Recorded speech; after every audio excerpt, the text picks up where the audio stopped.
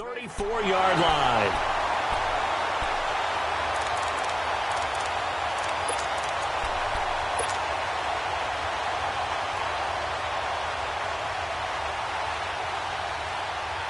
These Rams, Charles, it's been quite a ride for them. You think a couple years ago they went 4-12 as they got settled out on the West Coast, and now in the Super Bowl. Of course, everyone's excited about what Sean McVay has done, but these players deserve a lot of credit too. They certainly do, and I'll take it a step further. So does administration, from team president to general manager, the entire organization, in putting together this ball club and then having the gumption to pick Sean McVay as their head coach, a youngster, 31, to come in 2 seasons during the Super Bowl. But think about this year, Brent. He's got it at the 15. Goff finding Cooks on a big play, 49 yards. That's a big-time pitch and catch right there. And, partner, I remember the days when quarterbacks would try this. They were holding their breath. But nowadays, they're counting on their receiver to be just a little bit better than the defensive back when it's one-on-one and the ball's in the air like that. And he'll get this one down to about the 10-yard line. 3 yards on the pickup there, and it'll be second down. Well, they didn't get a whole lot out of that one, but I think you've got to continue to try and run and try and keep the defense honest. You mean or else they'll just sit back, dare you to throw it on every down? Yeah, you get your quarterback hit a lot that way, too. And he'll get into the end zone. Touchdown, Rams. C.J. Anderson, a 10-yard touchdown run. And the Rams are going to take a first-quarter lead. Zerline connects on the extra point, and that makes the score 7-0. Zerline out now to kick this one away.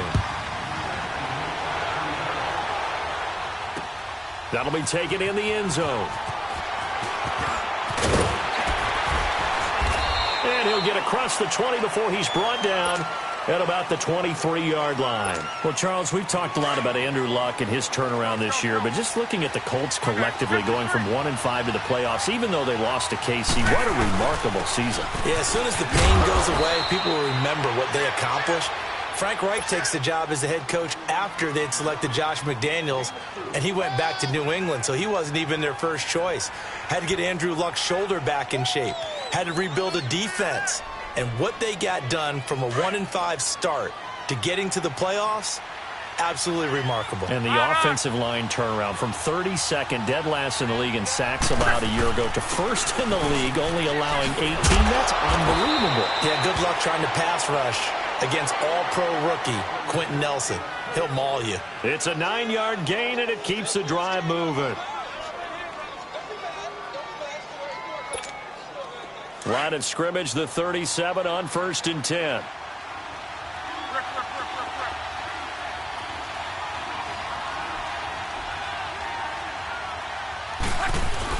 Right back to him on 1st down. Ooh, the juke. And he'll be taken down as that will take us to the end of the first quarter of play. Back with Charles Davis, I'm Brandon Gaudin. The Colts in possession of the football to begin quarter number 2. They're looking at a second and short yardage to start things out.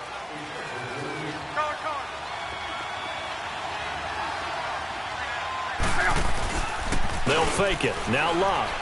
Looking deep for Hilton. And that's caught inside the 30. And they're able to work this to the 25 before it's all said and done. That goes for a gain of 31. A great job pulling that one in from a guy, as we know, who can really blaze. He's got a lot of speed. And that speed can work for him so many different ways. Sometimes he just takes off and goes and just runs past people. Sometimes you get people to back off so far that you can catch everything underneath. But still, at some point in the game, you probably have to make some contested catches, right? Sometimes you have to go up and beat it. And he'll get into the end zone. Touchdown, Indianapolis. Nyheim Hines, 14 yards. And the Colts are an extra point away from tying up this football game. Vinatieri connecting on the extra point, and we are tied at 7. So we're right back where we started, all even as the kick's away. That's fielded in the end zone. They'll bring it back to just about the 25. Call it the 24-yard line.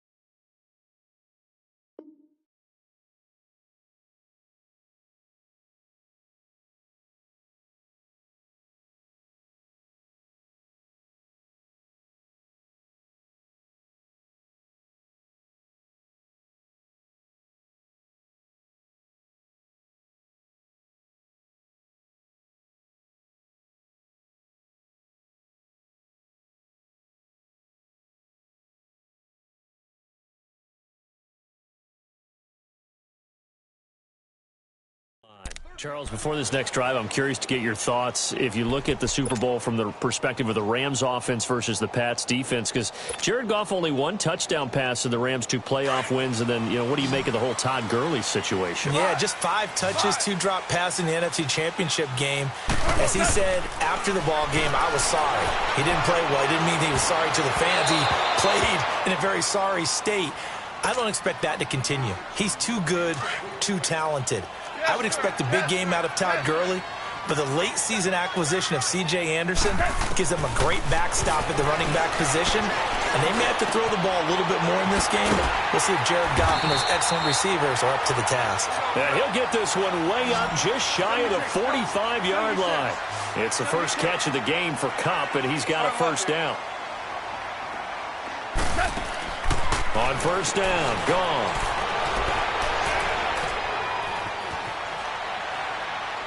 And he'll toss this one incomplete. Seeing no options, he throws it away. While we have a second, Charles, the Patriots, of course, back in the Super Bowl, getting the 37-31 victory over KC in the AFC title game. Great game, but, the Patriots... nobody believes in them. Yeah, right. They're playing that underdog card, but I thought it was funny because after the game, they asked Tom Brady, were you guys just trying to use that for your own motivation? He said no comment because they were. They know they're not the underdog. They know it, but when you've been that great for this long, you need something. You've got to find something different. And Tom Brady, I've got to give him credit. Somehow he made his team buy that and believe in it when no one else in the country did. And I think it really started with their first playoff game this year when the Chargers came to town. I know I picked the Chargers against them. A lot of people picked the Chargers. They took that as, well, no one believes in us.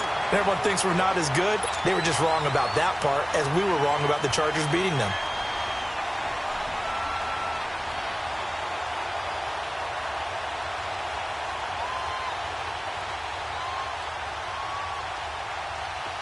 Now from Colts territory, here's a 1st and 10 right at the 40. 2 minutes to play in a tightly contested first half. We're back to the City of Angels after this timeout. All right. One out. Super one. On first down, it's Gurley. And able to push his way forward here for a good little gain.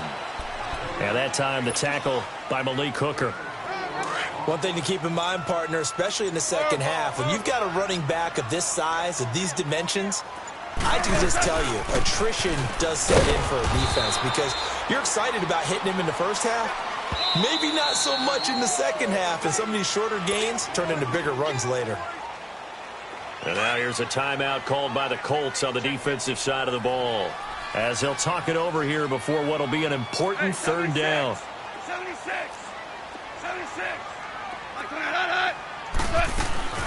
They'll run it now out of the gun. And that play went nowhere. Losing yardage. It'll be back at the 36. Perfectly designed blitz right there. They took that one from the grease board to the field because they were able to free up their linebacker to get into the backfield and spill the play. And Zerline's kick is good. And they take the lead here now at 10-7. These kickers now, it's like we take them for granted. Kicks like that used to be such a big deal, and now you just expect them to make it. Yeah, you're exactly right, and we shouldn't take them for granted, but I have a theory about it. You want to hear it? Yep. They are more athletic now than ever before. Talk about kickers. Trace their backgrounds, trace their histories. You'll find that they were big-time athletes all along, but their kicking was so prevalent that we made them specialists. And now those 50-plus yarders seem easy for some reason. They begin the drive with Hines. And not a whole lot doing there as he'll get it up to about the 28-yard line. There to make the tackle, Samson Abukum. Now the Colts moving quickly here in the hurry-up offense. This is Hines, and he'll be tackled at about the 35. It'll go as a gain of 7 on the play, and it sets up a 3rd and inches situation. And after that type of a run, there's some talking going on down on the field, but it's not trash talking. The guy who just carried the ball, he's going back and telling his offensive line, great job, keep it up, and we'll break that one soon.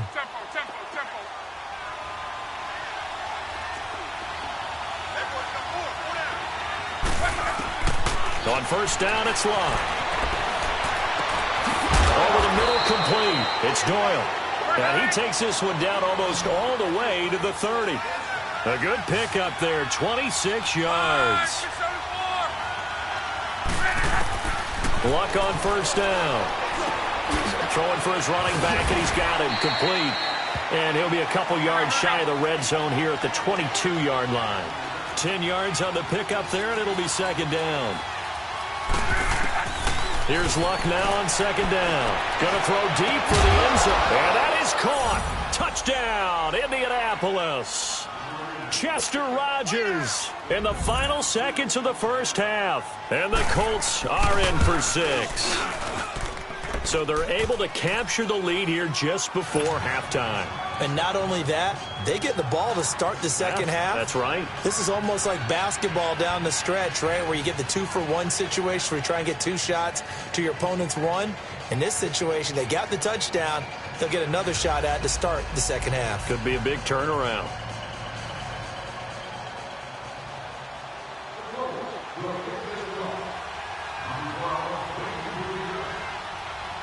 The kickoff unit is out on the field, and they will send this one away.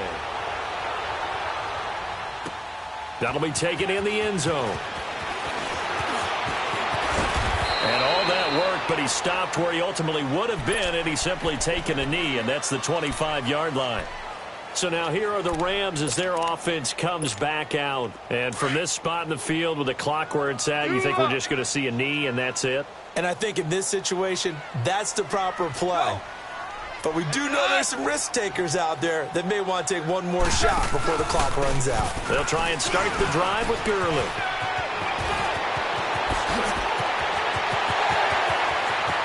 Good move by Gurley. All right, hang on. We'll jump over halftime. Welcome back. Charles and I settled into the booth, ready for quarter number 3. Second half ready to get underway. The Colts with a lead, and they will receive the football. That's fielded in the end zone. And he'll be brought down at the 23, make it the 24-yard line. Out come the Colts. They'll have it first here to start quarter number 3. They have the lead. Now they'll be looking to extend that lead. And this is where I enjoy talking about one of my favorite subjects, tendency breakers, or counters as I also like to call them. You've done things in a certain way in the first half, and they've had the ability to see what you've done. They're going to make their adjustments. So guess what? You adjust yourself and try and stay ahead of the pace because you are looking for some separation in this ball game. The adjustment to the adjustment. Without a doubt. Show them one thing, hit them with something else.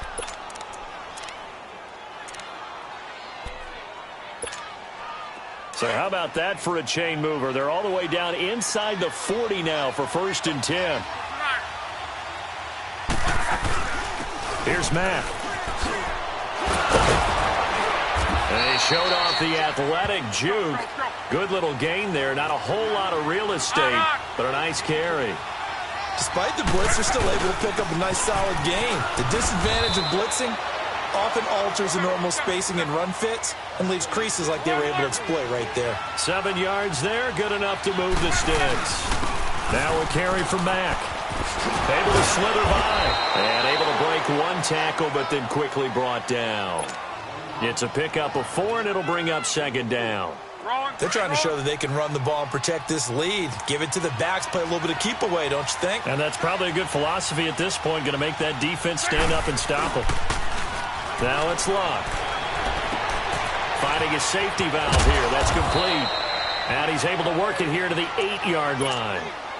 7 yards on the pickup there, and now they've got it 1st and goal.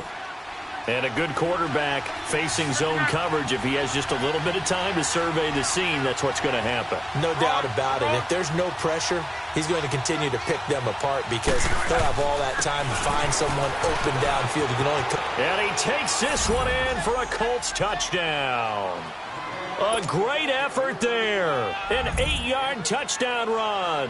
And the Colts add on to their lead. A good, sustained drive there in this third quarter, capping it off with a touchdown to give them a nice 2-score advantage. It was actually a fun one to watch, wasn't it? I mean, for me, seeing the mix of what they did, how they moved the ball downfield, very sharp, too. Each and every play seemed to be executed with great dispatch. And a good effort on the return there. Gets them across the 30 to the 33-yard line. Out come the Rams. They'll have it first here to begin the third quarter. They're down in this game. A chance for the offense, though, to put something on the board, get some momentum here in half two. Try and get things kick-started for them. And you know at the half, they discussed how they were going to get that done. This is where scripting comes into play a lot of the time. How many plays into heavy traffic, and it's intercepted. Picked off at the 19. And a big turnover there as his guys will get the football back. Well, that's a drive killer right there. Not a really confident throw either. This one was kind of up for grabs, and it's going to come down the hands of the wrong team. Starting the drive with a give to Mack. And he goes across the 20 to the 22. On the stop was Aaron Donald.